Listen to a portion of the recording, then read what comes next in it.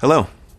Understanding each individual component is critical to your understanding of Apigee Edge for Private Cloud as a whole.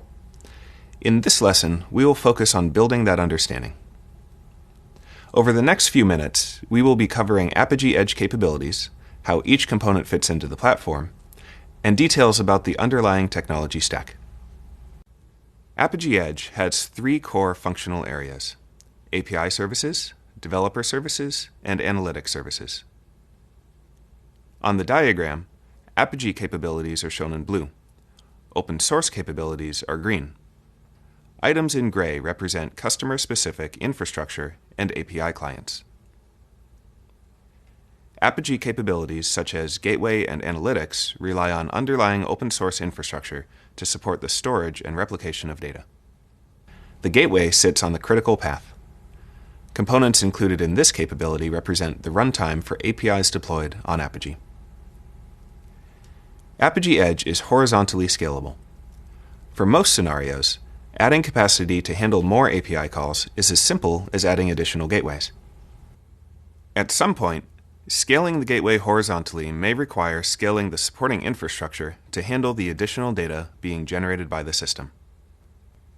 Components associated with other capabilities, such as the UI, system management, and the developer portal, only need to scale based on requirements associated with those capabilities.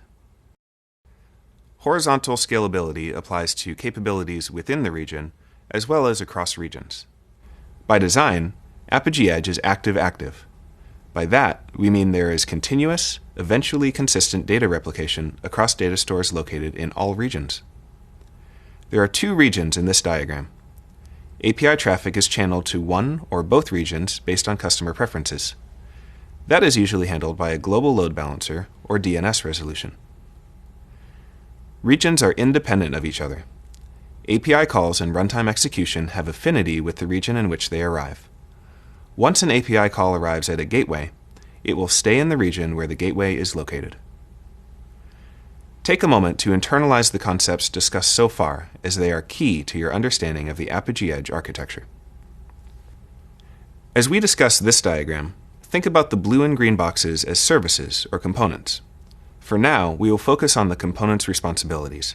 Later on, we will discuss their relationship, as well as how to group them to form installation topologies. Let's start with the critical path. On this diagram, the critical path is represented by the horizontal line extending from the client to the back-end system.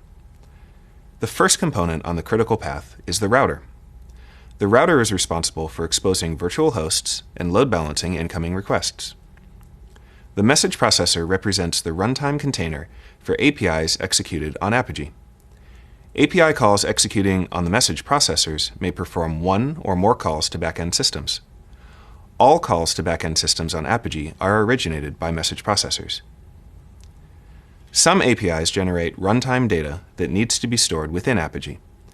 API policies such as API key validation, OAuth, key value map, and cache require access to a data store for the storage and retrieval of runtime data. The Apigee runtime data store is Cassandra. Cassandra is part of the critical path because it is used by API policies to store data during runtime execution. The full critical path consists of the router, message processor, and Cassandra services. As long as these components are up and running, others can be down or unreachable without affecting API runtime availability. API calls executed on the message processors generate analytics events. These events are asynchronously generated and consumed. The analytics pipeline is described on the bottom right part of the diagram. The first component in the analytics pipeline is Apache Cupid. Cupid is a queue broker. Queues are provisioned here to store analytics data. Cupid Server is responsible for moving data from Cupid queues to PostgreSQL. Analytics raw data on PostgreSQL are eventually aggregated in batches by a service called Postgres Server. Aggregate data are used to power some Apigee Edge analytics reports. On the left of the diagram, we find the management components. At the center of this section is the management server. The management server exposes the management API. This API allows you to add users, deploy APIs, and perform many other actions. While performing these actions, the management server leverages Cassandra, Zookeeper, and OpenLDAP to read and store relevant data associated with runtime or configuration state. Zookeeper stores data related to the configuration of the system.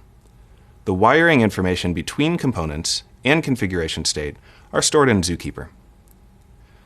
OpenLDAP stores information related to role-based access control. Users, roles, and permissions used for administrative access to Apigee are stored here. The Enterprise UI is the administrative UI used by API teams to develop and manage APIs. This UI consumes the Management API to perform all actions. All features in the Enterprise UI are available through the Management API. At the bottom of the diagram, we find the Developer Portal. This portal is a Drupal-based application.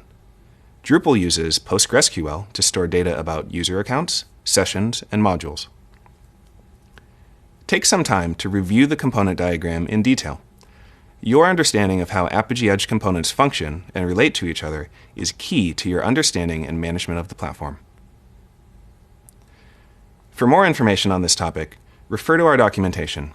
If you have any questions, please post them on our community. Thanks for watching.